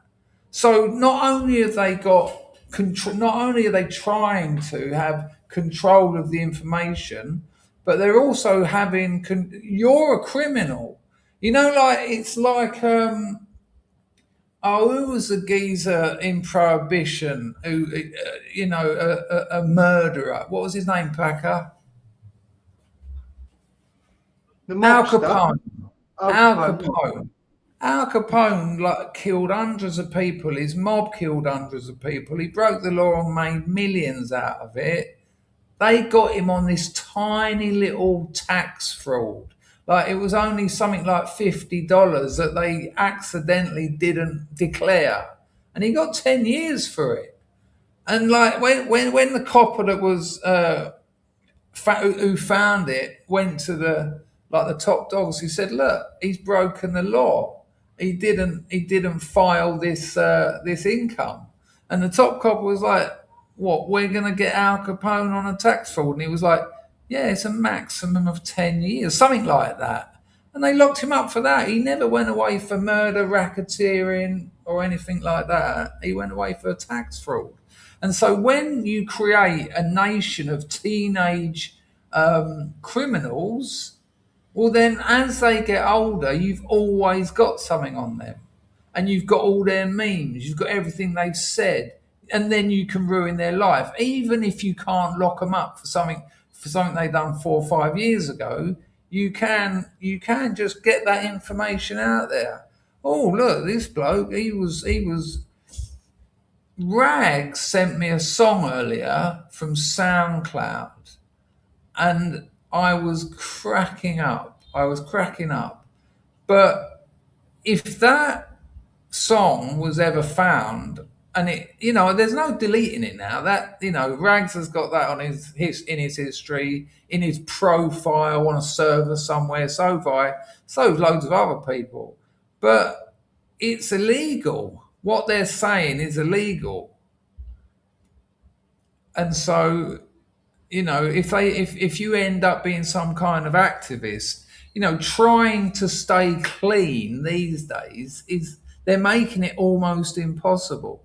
They're making it almost impossible for you to have no previous. I mean, I've got previous length of my arm anyway, so it doesn't really matter. But you're always going to be able to be got at. Image here, but it's also going to apply to what's happening in Britain. Not just the various stabbings, but here we see a father being arrested and his child being locked up with him. Yeah, I saw this. This is actually mad. There's people who are saying that this is a knife in front of him. I don't know if this is a knife or not. They talk about it's about the kids. Look at the way they've got this kid. Look.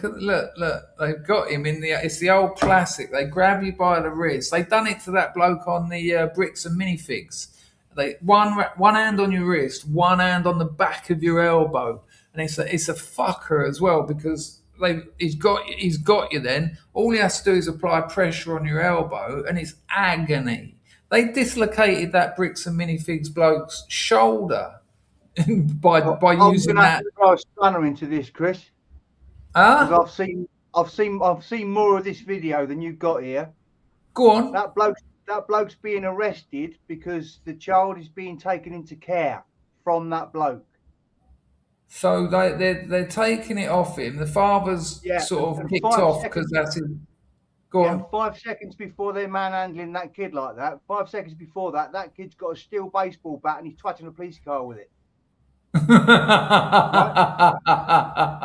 Yeah, that's still no excuse to. I agree with you. But it does throw a slightly different light on the way they're handling that child. Yeah, but hang on. I'm not disagreeing with you at all. This is a classic problem with clips, isn't it? I need to see 5 minutes before and usually 5 minutes after. But maybe, and I'm just putting this out there, maybe the kid was smashing the police car because they'd already come around his house to take him away from his family. You know, there is the other side of what you're saying as well, potentially. Yeah. Look at what they do to people. Look, I mean, we pay for that. Whatever it is, that isn't the outcome we want to be paying for, is it? No, I think we can agree on that one. But these might be the kinds of. Sorry, why are we arresting the 5-year-old though? Like, why are we perp walking the 5-year-old? It's hard not to make a meme out. That's the bit I'd complain about, perp walking him. No way, someone's denarciati, and I recognise that all day long. Long time no see. Hello, Wukai. How are you? You ain't been here for a long time. For the splendid, I like splendid. We got a new scrubism on the firm. For the splendid experience, lurking a danger stream of a few beers inctus. You're coming out of them. Cheers, hands. Oh, there you go. That's where I know the avatar from. I give it the large then going, oh, I know that avatar. And then when I see Wukai, I thought, who the fuck's his hands? Hello, mate. I was well caught out then. I tried to just glaze it over. Oh, hello, Wukai. Me old mate. Fair play. Nice one, hands. A price you can answer. This, like me sending my kids to bed after they've been naughty, like, you know, like but it's kind of ridiculous. It's like, what are you doing? It's a 5-year-old. Yeah.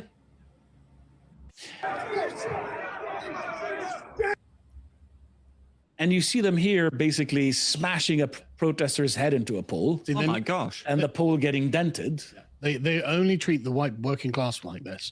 They'd never treat a minority community like that. And that is the point here, right here. We've seen them kneeling. We saw them take a knee for them. We see them let minorities walk through English streets with machetes and sticks and baseball bats. And the old Bill essentially just take a left, first on your right, down there. And then, you know, this one geezer gets his head smashed around a post in the street. Sargon will say that, well, he might do, but I heard that, you might say it there. Oh, that's it, yeah. The police brutality for white working class men only. Yeah, absolutely. Never. There were some rumors that the guy had died or been seriously injured. It seems Right, that he's that's actually what I okay. thought. Thank thankfully. goodness. But these might be some of the images that they don't want you to see. They might not want you to know that they've locked up Tommy Robinson on terrorism charges. Is this for real? Again, Does anyone know anything about this? No, Hello, Cole. How are you, mate?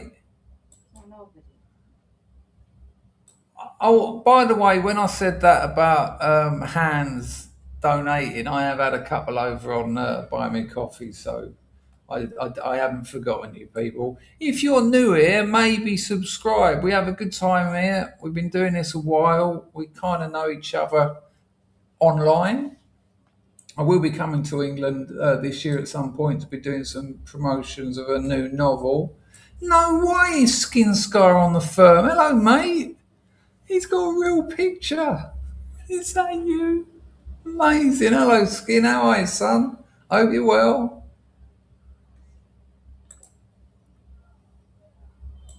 Oh, I saw John Cleese coming out to defend Tommy Robinson of all people. Like John Cleese, like, did he stab someone? Does anyone know about this? Has he been locked up? I don't think so. I heard today he was at the Oxford Union or something this week. You're all right, Dotty. Can't not do that. Hang on. Oh, I thought he got banned from that. I thought he went to do it and I thought it got turned down. You're Nick's son for viewing an illegal meme. Yeah, plenty of them. Yeah, exactly. They just said that on air, Lilith. Hello, Mouse Cat. Amazing. Got a lovely email from your other half a while back. I hope it's all going well. You know what I mean?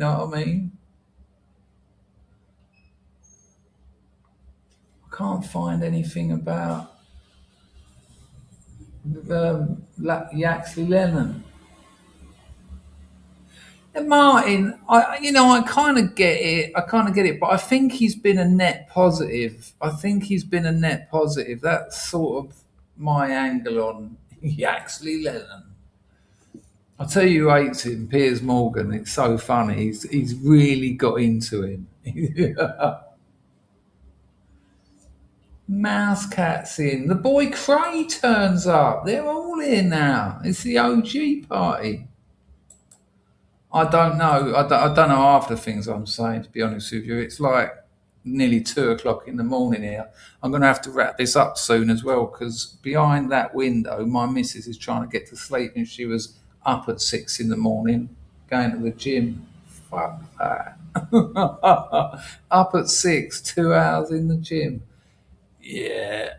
I was all right with it a couple of years ago, but I injured my body so much. And then I started looking online and it was like heavy weightlifting you shouldn't be doing after you're 40. And that's why I got tendonitis in both my elbows. I couldn't even use a keyboard. I kept it down at the time. But there you go. Right, we'll have a little bit more of this. Like, no, obviously not. I mean, It's meant just insane. they took his phone, and under the Terrorism Act, you don't have a right to silence, which is insane. Yeah, compelled speech. Exactly, which is absolutely insane. You don't have the right to keep silent. That itself. Hang on, this is actually very important, and I gibbered over it. So it's a bit like the Patriot Act, isn't it? So if they get you as a terrorist, you haven't got a right to silence. Now, I wonder how they enforce that. If they ask you a question and you say no comment, you're then breaking the law, because that right to silence doesn't work in the Terrorist Act. So if the old bill can then say to you, you've just broken the law by refusing to answer a question. And then when that goes to court, how many times did you say no comment? You refuse to talk. And you know what these long march through the institution leftist judges are like. Oh, you refuse to answer 3 hours of questioning when you and you were there for terrorism. 5 years. Oh, I saw John Cleese coming out to defend Tommy Robinson of all people. Like John Cleese, like, did he stab someone? Like, no, obviously not. I mean, It's mental. just insane. they took his phone, and under the Terrorism Act, you don't have a right to silence, Hello, James. which is insane. Yeah, compelled speech. Exactly, which is absolutely insane. You don't have the right to keep silent. That itself leads to a criminal offense, and you So have. there you go. So yeah, that's another offence. So even if they arrest you under the Terrorist Act and you're absolutely innocent, you've done nothing. If they say to you, you know, it could be one of those questions: when did you stop beating your wife? And if you say no comment, well, that's a crime. And you walked in there innocent, but because you're compelled to speak, you've broken a law. And I wouldn't be surprised, and I'm plucking figures out of the air, but judging by all the madness, the authoritarian hellscape that I've just in this 20-minute clip, I wouldn't be surprised if that's something like a couple of years. Pag said the wrong trousers. You get nicked. First thing, you're getting 6 months probation for that. We don't do tweed around here, son. It's absurd. Absolutely absurd. Always Num says they simply don't like him. They'll detain him because he's driving a nice car. Where'd you get that motor from, Robinson? You're a terrorist. Only terrorists drive those. Oi, listen to this. Me and a mate are making a video at the moment. This will blow your mind. He told me, so I won't go into it too much because it's my speciality and probably not, well, I know not most of yours. A couple of scrubs got into it. But there's a car lock called an HU66. No way we have a donation. I'll get to that in a minute. There's a car lock called an HU66. And it's used in a variety of different cars, including a Bugatti, right? And I thought, because I've got another channel about lockpicking, it's called Lockpicking Legend. And I thought it would make a good video. It would be a good title to say something like, my mate, hang on, what was it? Something like, my mate picked a $200,000 car door lock in 2 minutes. Something like that, you know, where you'd think, what? So I got hold of him because he's a master at picking car locks. I mean it, an absolute master. I said, listen, would you be up for it? Have you got an HU66 there? I said, if not, I'll get hold of one for you. I said, stick it in the vise, get your timer out, and then pick it 3 times and see how fast you can get it. I said, you know, it might be like 1 minute 20, 2 minutes, 2 minutes 30. I said, I don't know.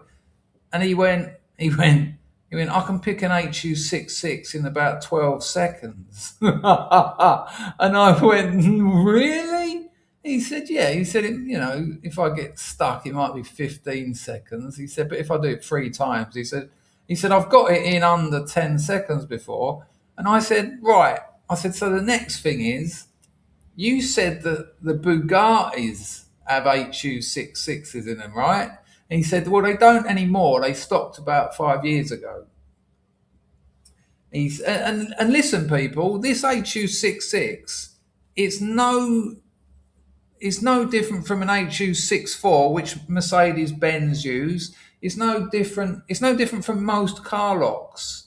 If you can use a leashy pick, which is the sort of standard pick for car locks, they're all shit. They're not fit for function, fit for purpose. Sorry. And I said to him, I said, hang on, so I can have a video title, 200 grand car lock picked in 12 seconds.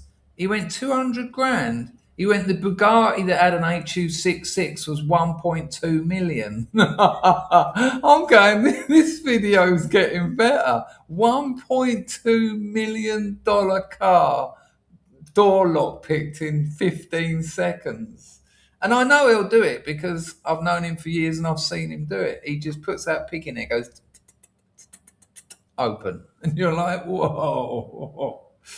So yeah, imagine that. Imagine buying a car that cost over $1 million. It might have been £1 million. I don't know. I haven't checked with him. Let's say dollars. And they're like, you know, it looks, I mean, they look nice, don't they, Bugattis? And then you find out that a tool that you can get on the internet can open that door and start the ignition. That's a little bit more difficult because they tend to get stuck, but you can do it in 12 seconds. You're like, what am I paying for here exactly? And then he started telling me all sorts of things like, well, the blah, blah, blah BMW actually had like a mini Metro engine in it. It wasn't that exact statement. But mind-blowing stuff. Right, let's see what we got here. Oh my, it's JT Ayla. Great to see you with a shirt on, Chris. Yeah, Packers isn't so nice. Suffering for your art. I tell you what, the back of this shirt is damp. That's why I haven't worn them for 10 years. But I'm trying to build... Wait, we're only about 220 subs off of 20,000. We've grown more in the last 6 months than I have in the last 6 years. Is that Overton window stuff? I told you, didn't I? I'd done a bit of lockpicking work for YouTube, and I said to him, I said, is shadow banning a real thing? And he went, yeah. And I said to him jokingly but serious, I said, wouldn't it be weird if you had a channel that you think has been shadow banned because it hadn't grown, and the channel was called Dangerfield? Wouldn't it be good if you knew someone quite high up at YouTube and they could give you like a little nudge? And he laughed, but it could be. I mean, I don't know why else. I don't think wearing a shirt. It might, maybe. We'll see. Nice one, Jay Taylor. We'll watch him fall later, mate. Nice one. Hoyt to that. Prasha Kanatu. To give them full access to your electronics, meaning that Hello, everybody he's Emma. in contact with, everybody's leaking stories to him, has to be exposed. So presumably, that's the kind of story they wouldn't want you to see. They wouldn't want you to see this story. Siobhan White, the mother of Rhiannon White, had the... So I know this story. Her daughter got murdered or something, and she went to some leftist rally, and they started laughing at her, saying they were glad her daughter died. Something like that. Let me see if I can read it. So this is how Brighton lefties and police think it's okay to abuse myself and my daughters, then say my daughter Rhiannon deserved to die at the hands of an illegal migrant. What do the police do? Kick me onto the floor. That's lovely. What a nice day out at the race riots. This one, we're going to hear the audio for it because it's unbelievable. That's a novel by Harmony Corrin, A Nice Day Out at the Race Riots. Brilliant novel as well. Harmony Corrin wrote Kids. Really funny story about Harmony Corrin. He was a junkie, and he wrote Gummo, and he wrote Kids. I think he directed it as well. He was only about 18 at the time, like one of these like sort of just Hollywood loved him, and he was making these indie movies, and then he was being offered loads of money to make like proper sort of feature films. And he was on one of those evening chat shows, Letterman. He was on Letterman, and he's quite an odd character, Harmony Corrin, and he's on there being very strange, very shy, right? And then the second time he went on there, he didn't actually appear. He was listed as one of the guests, but he didn't appear. And years later, someone asked Letterman why Harmony Korine has never been allowed back on the show, because he married a supermodel, he's had kids, he's making all these great movies. And Letterman told the story to camera. And he said when we had Harmony Korine booked and Gwyneth Paltrow and a couple of other guests. He said, and Harmony Korine was meant to be like in the green room so that Letterman could go. He's made 5 films. He's had 2 Golden Globes. He's the new kid on the block. He's not the new kid on the block anymore. He's the established, hottest director in Hollywood. Ladies and gentlemen, Harmony Korine. So it was meant to be there, but he wasn't there. So the sort of stage manager's gone to everyone, find Harmony Korine. He was here earlier. And Letterman got busy as well. It was like, we'll take a break. And so he's gone upstairs and he's walked past Gwyneth Paltrow's room, but she's in the green room. And he can hear something going on in there. And he's like, no one's meant to be in there.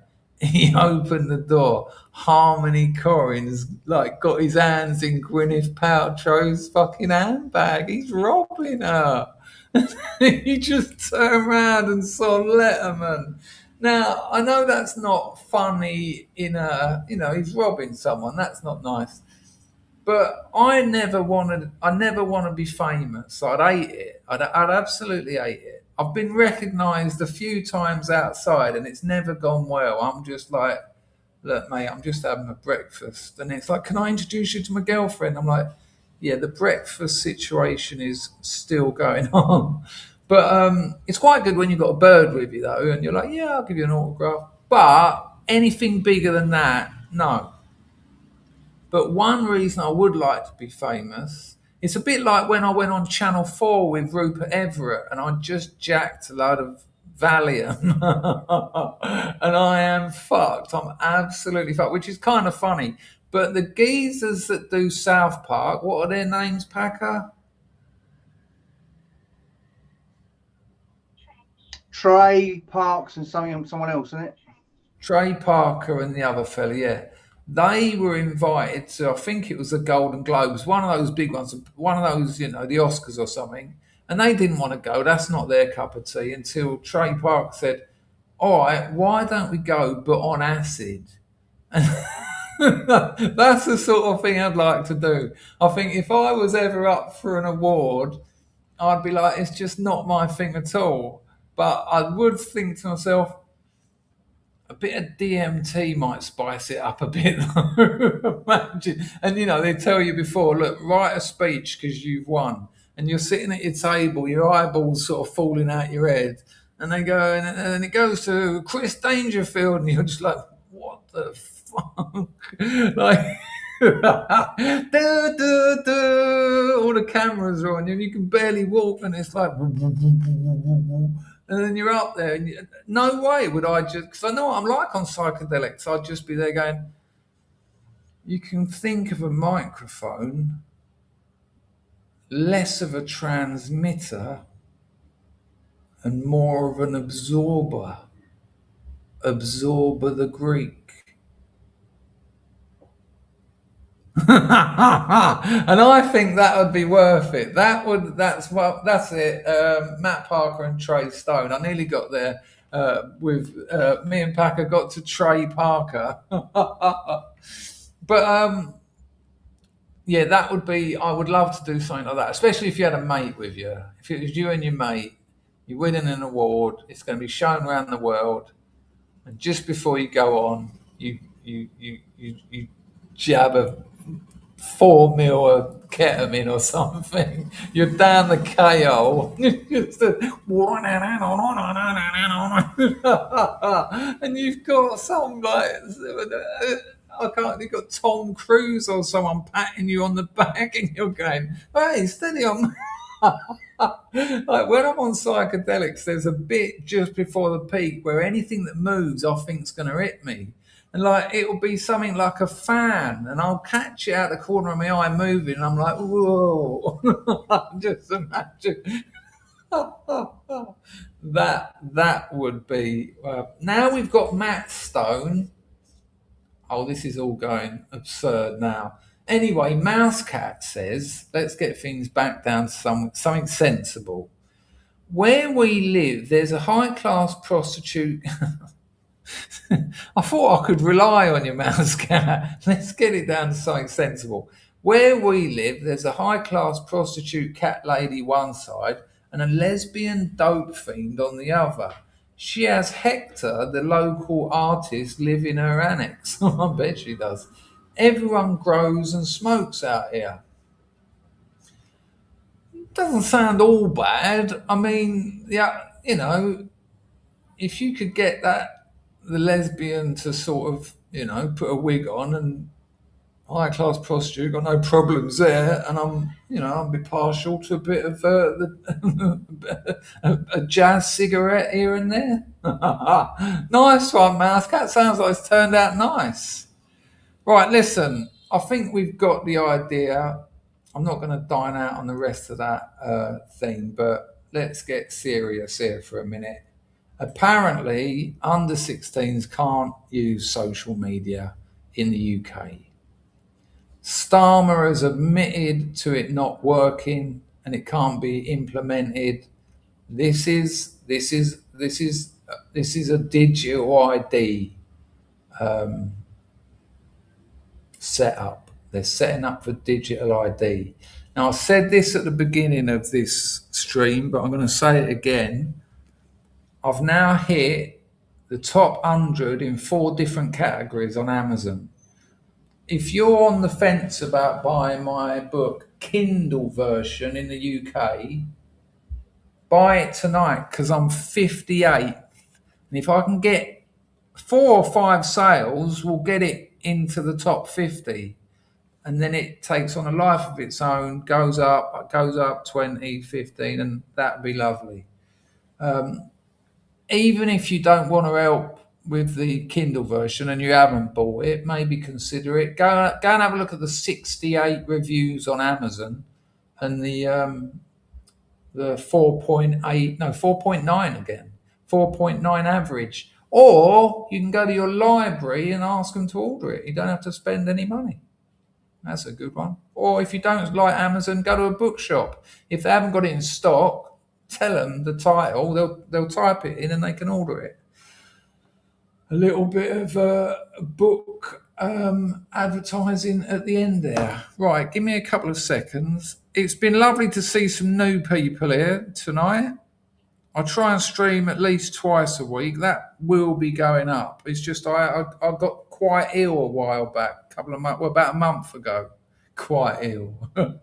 The geezer said to me, he said, the doctor, he said, those bags of piss and blood that you call your organs, he went, they're killing you right now, literally now. I was like, okay. I'm doing something nice for you. If you give me a couple of seconds. It's been a long time. It's been a long time. I should have left you without a strong rhyme to step to. Never knew the next words. Sorry I kept you. Right, we'll rack that up. Oh, wrong screen. Don't start and ruin the surprise. Packer, my friend, it's always a privilege. It's always a pleasure. I'll let you go. We'll have a little debriefing if you're up for it. Nice one. All right, thank you. Cheers, Scrub. I will be getting back to the green screen. It's just the mother-in-law's over for the weekend. Oh, listen to this, people. The mother-in-law's over for the weekend. I said to my missus, I said, where's she going to sleep? She said, in our bed with me and you. Her family are peasants. They live in the provinces. I've stayed out there and there's people like fucking, and the grandmother's there and the parents are there and they're just having a sneaky little, because if they don't do that, there's nowhere else to do it. So I will be up writing my novel all night tomorrow and all night the next day because the mother wakes up at the crack of dawn, literally, not that dawn, that would be ridiculous. But so I can time it right. So when she gets up at about 5, 6 in the morning, I can go to bed. I'm free in the bed. I mean, maybe a few years ago, mother or daughter would be lovely, but No, it's well past that stage. One more thing I was going to say, like the stream, it was something important. Substack. Yeah, check out my Substack. Nice one, Packer. All these links are in the description. I'm a writer. It's not just that one novel. There's one I've been working on for 10 years.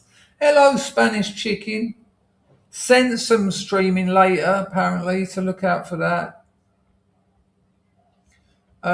Anyway, I'm going to play you a bit of music now. I'll let you go, Packer. Show Packer some love. See you in a bit, Packer. Ta-da, mate. Show. Oh, I cut him off. Go on, I cut you off badly then. I just said ta-da. That was all. Ta-da. Show him some love, people. I tell you what, I say it every time, but I can't stream without him anymore. This is too... Yeah, I don't like it. If you are new here, maybe hit a subscribe. And if you... It would be lovely if you bought my novel. Really lovely. Like, make my life's dream come true. Yeah. Yeah, I've got something brilliant for you. Really good as well. It's been a long time as well. Always goes down well. I will be putting your comments on the screen as we play the music out. Check it out. Yeah, man. Yeah.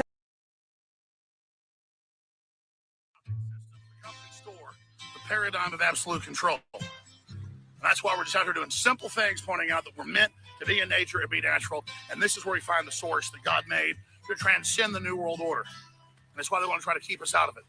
I'm angry. I've had enough of these people. They're a bunch of Christian murderers, scum, and giant death factories keeping babies alive, selling their body parts. What more do you need to know about these people? I go out and face these scum. They literally crawl out from under rocks. They have green looking skin and they run around screaming, we love Satan, we want to eat babies. I have them on video. Hillary's in the creepy, weird, sick stuff, man. She sleeps in the same room with that creepy, weird woman whose mother wears a hood over her head. That woman number one is ugly. Imagine how bad she smells, man. I'm told her and Obama just stink. Obama and Hillary both smell like sulfur.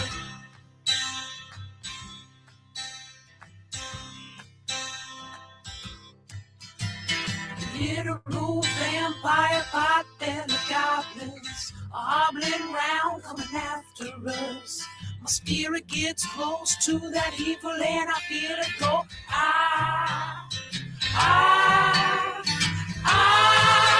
We're such self-centered crap, we don't even notice hell itself rising up against us.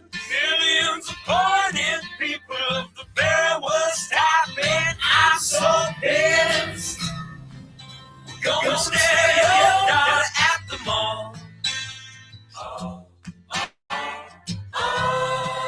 We're gonna stab your wife, your son. We're gonna stab you with a butcher knife, and then the police chief is gonna say, we love our Somalis, we love our Muslims. Oh, they're so good, oh, they're so sweet. I was watching Fox News as I worked out this morning. It's weird because so was I, man. So was I. Look after yourself. I think the mother-in-law goes home Sunday, so I might do that early Sunday stream I've been doing for the last couple of weeks. Look after yourselves, people. If anyone's donated on Buy Me a Coffee, you can do that now, later. You know, you can just go over there. You'll get a video. It probably won't be tonight because it's late and she wants to sleep. Obviously, some people do weird stuff like that. Thank you, Packer, for that donation. Very kind. Look after yourselves, people, and a massive hoita.